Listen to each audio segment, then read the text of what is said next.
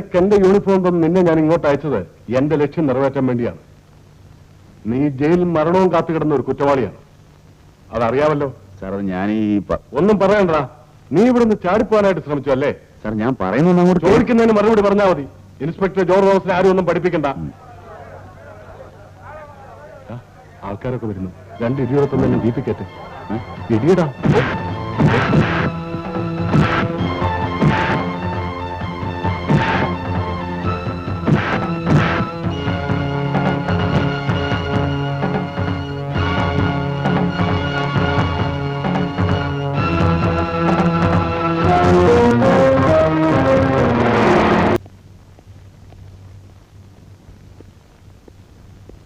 ഇതൊരു വല്ലാത്ത അവസ്ഥയാണല്ലോ സർ.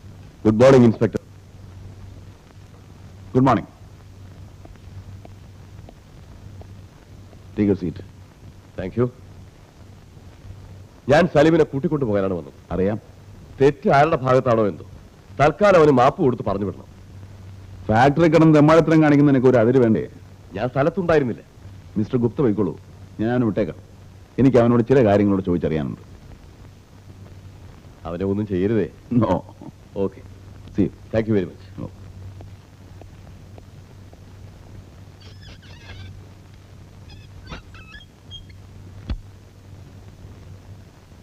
സാർ ഇരിക്കെ. അല്ല, ഇരിക്കണോ? കാര്യങ്ങളെല്ലാം എവിടം വരെയായി? എല്ലാം ഞാൻ ഒരുവിധം ശരിയാക്കി വരുന്നുണ്ട്. ആർക്കെങ്കിലും എന്തെങ്കിലും സംശയം തോന്നിയിട്ടുണ്ടോ? ഈ മലമുകൾ മുഴുവൻ അവന്റെ ആൾക്കാരാണ്. ഇതുവരെ ആർക്കും സംശയമില്ല. ഏറ്റവും അപകടം പിടിച്ച ഭാഗത്താണ് നാം എത്തിയിരിക്കുന്നത്. അറിയാം.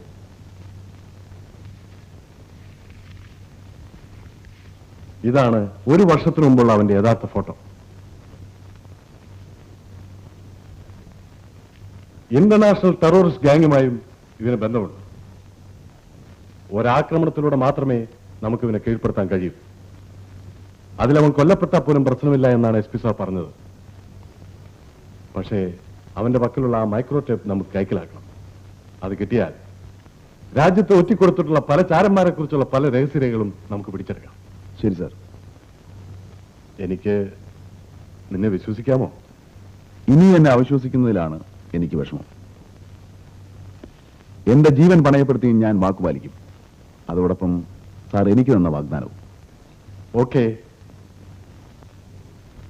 മാനവിയുടെ മുഖംമൂടിയാണ് അവന്റെ ഇവിടുത്തെ തൽക്കാല ആയുധം. ഏതായാലും റോയി എന്റെ കൂടെ ഉണ്ടെങ്കിൽ ഈ പ്രാവശ്യം അവൻ രക്ഷപ്പെടില്ല. എന്നെ വിശ്വസിക്കണം സാർ. ശരി, റോയ് വെക്കോളൂ. നമുക്ക് വീണ്ടും കാണാം. Hello, mister George speaking. എന്തായി? കുഴപ്പമൊന്നുമില്ല സാർ. നമ്മൾ സംശയിച്ച പോലെ കുഴപ്പമൊന്നുമില്ല. ഈസ് ഓൾ റൈറ്റ് എന്ന് തീർത്ത് വിശ്വസിക്കണ്ട. ഇനി എന്തെങ്കിലും പ്രശ്നങ്ങൾ ഉണ്ടായാൽ എനിക്ക് വേറെ അറിയാൻ കഴിയും. എന്റെ സിസ്റ്റർ അവന്റെ കൂടെ ഉണ്ട്. സോഫിയോ? അതെ. What nonsense are you doing? കുഴപ്പമൊന്നുമില്ല സാർ. സോഫി അവന്റെ ഭാര്യയാണെന്നാണ് ഇവിടെ എല്ലാവരും ധരിച്ചിരിക്കുന്നത്. അതങ്ങനെ തന്നെ നിൽക്കട്ടെ. നിങ്ങൾ കാണിക്കുന്നത് അഭിയോഗമാണ് മിസ്റ്റർ ജോർജ്. ഒന്നുമില്ല സാർ. അത്യാവശ്യമുള്ള രക്ഷ അവളുടെ കയ്യിലുണ്ട്. She's my sister. റോയി അവിടെ ആരും തിരിച്ചറിഞ്ഞിട്ടില്ലല്ലോ. അവന്റെ സിസ്റ്ററിനെ ട്രീറ്റ് ചെയ്യുന്ന ഡോക്ടർ പ്രകാശിന് മാത്രമേ അറിയാവുള്ളൂ. മറ്റാർക്കും അവനെ അറിയില്ല. അവനും. സാറ് രാത്രി പുറപ്പെടും അല്ലേ? അതെ. സാറ് സ്റ്റേഷനിൽ വരണ്ട, ക്വാർട്ടേഴ്സിലേക്ക് വന്നാൽ മതി. ഓക്കെ. ഒരു ചായ ചോദിച്ചിട്ട് 1 മാസം കഴിഞ്ഞല്ലോ എന്റെ മലിക്ക. ഒന്ന് വേഗം കൊടുത്തായിരിക്കും. കാശ് തന്നിട്ടല്ലേ. ഇതിലുണ്ടോ ആളെ? കടിക്കണോ? വേണ്ട, മാന്തണം. പറ്റുമോ? എടാ ബാപ്പുട്ടി, നീ കമ്പനി പോയില്ലേ? ഇല്ല. ഇന്ന് രാത്രി നൈറ്റാ? അതെ. നിന്റെ കമ്പനിയിൽ മാത്രം സമരമില്ല.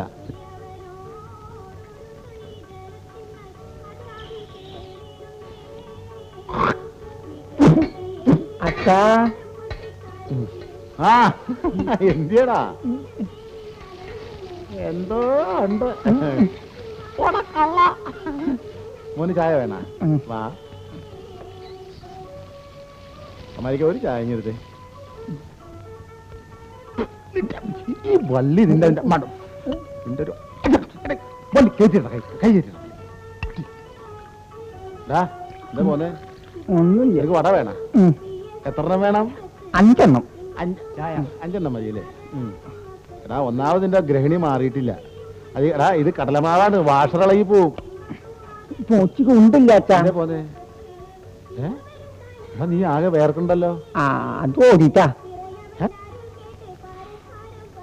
പതുക്കെ വലിയടാടാ, ചൂടാടാ. എന്തോ ഉണ്ട്, അല്ലാതെ നീ ഇങ്ങനെ ഓടി വരൂല്ലല്ല. പിന്നെ അച്ഛാ നമുക്കിപ്പോ വീട്ടിൽ പോവാം. അല്ല, ഒരു ചായ കൂടി കുടിച്ചിട്ട് പോവാ. ചായ പിന്നെ കുടിക്കാച്ചാ, നമുക്കിപ്പോ പോവാം. അപ്പൊ എന്തോ ഉണ്ടല്ലോ പിന്നെ നമുക്ക് പോവാം. എന്തിയടാ? പിന്നെ 2-2.5 മണിക്കൂർ മുമ്പേ നമ്മുടെ വീട് ഓടിട്ടല്ലേ? അല്ല അച്ഛാ, 2-2.5 മണിക്കൂർ മുമ്പേ അല്ല നമ്മുടെ വീടുണ്ടല്ലോ, തീ പിടിച്ചല്ലോ. സോഫി ഇതാ വരുന്നു.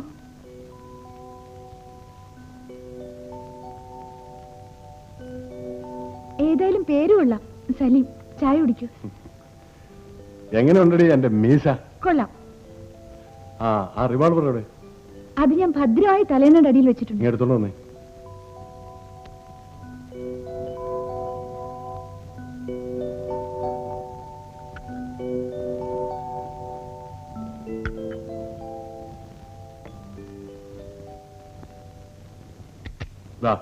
ഇത് ഡ്യൂപ്ലിക്കേറ്റ് ബുള്ളറ്റ്സ് ആണ്, ഞാൻ എടുക്കുന്നു. ഇനി ഇതിൽ ഇത് വേണ്ട.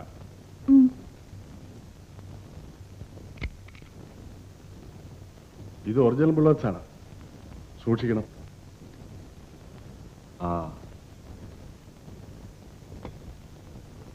റോയ്, നീ ഉദ്ദേശിക്കുന്ന പോലെ അത്ര നല്ലവനല്ല.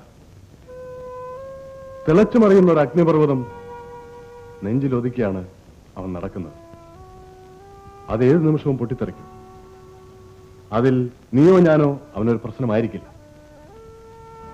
വളരെ വേഗത്തിൽ അവൻ നിന്നെ വീഴ്ത്തിക്കളയും. Be careful.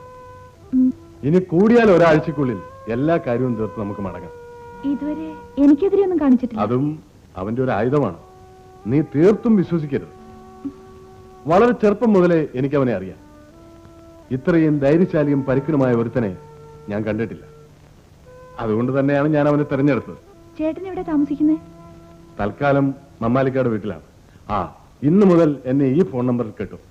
SP രഹസ്യമായി താമസിക്കാൻ പോകുന്ന സ്ഥലമാണ്. ഞാൻ വരട്ടെ. ശരി. ആരെങ്കിലും ചോദിച്ചാൽ ഞാൻ റോയിയെ കാണാൻ വന്നതാണെന്ന് പറഞ്ഞാൽ മതി. രാത്രി അവനെ എങ്ങും പുറത്തു വിടരുത്. അഥവാ പോയാൽ തന്നെ എന്നെ ഇൻഫോം ചെയ്യും.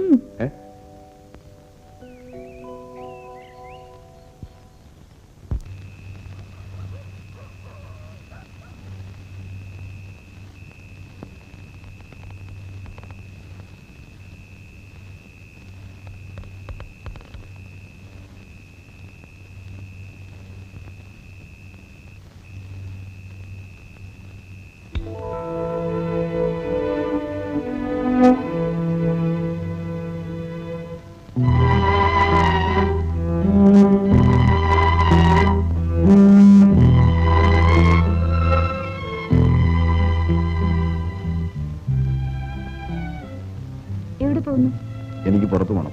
രാത്രി പുറത്തു പോകാൻ പറ്റില്ല എന്ന് ആര് പറഞ്ഞു? ചേട്ടൻ പറഞ്ഞു. ഞാൻ പോകും. പോയില്ല. ഞാൻ ഇവിടുന്ന് രക്ഷപ്പെട്ടു പോകാനല്ല പോകുന്നതെന്ന് ചേട്ടനെ പറഞ്ഞ് മനസ്സിലാക്കണം. നേരിട്ട് പറയുന്നല്ലേ ഭംഗി. സോഫി, ഞാൻ പറയുന്നത് കേൾക്ക്. എനിക്ക് ഹോസ്പിറ്റൽ വരെ ഒന്ന് പോകണം. എന്തിന്? എന്തിനാണെന്ന് പറഞ്ഞാലേ പോകാക്കുള്ളൂ. പറഞ്ഞാലും ചിലപ്പോ പോകാൻ പറ്റിയെന്ന് വരില്ല. ഞാനെന്താ ചേട്ടന്റെ അടിമയാണോ? അല്ല, ചേട്ടന്റെ കസ്റ്റഡിയിലാണ്. അതുകൊണ്ട് ചേട്ടൻ പറയുന്ന അനുസരിക്കേണ്ടി വരും. സോഫി, ഞാൻ എന്റെ പെങ്ങളെ കാണാൻ പോവാണ്. എവിടെ? മെന്റൽ ഹോസ്പിറ്റലിൽ. ഓഹോ, അതിനായിരുന്നു അടിക്കടി മെന്റൽ ഹോസ്പിറ്റലിൽ പോയിരുന്നത്? അതെ. എന്താ, പകൽ പോയാൽ കാണാൻ പറ്റില്ലേ? എന്റെ ക്ഷമയെ പരീക്ഷിക്കണം. അല്ല, പിന്നെ തൽക്കാലം എന്നെ മറികടന്ന് നിങ്ങൾക്ക് പോകാൻ കഴിഞ്ഞെന്ന് വരില്ല. ഓ, സെക്യൂരിറ്റി ആയിരിക്കും അല്ലേ? അല്ല, സെൽഫ് പ്രൊട്ടക്ഷൻ.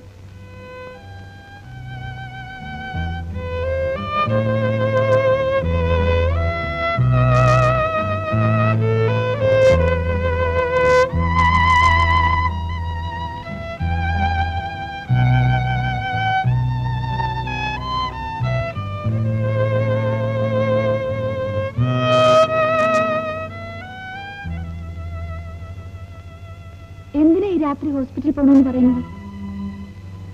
എന്തെങ്കിലും പ്രത്യേക കാരണമുണ്ടോ? ഉണ്ട്. പറയാൻ വിരോധമുണ്ടോ?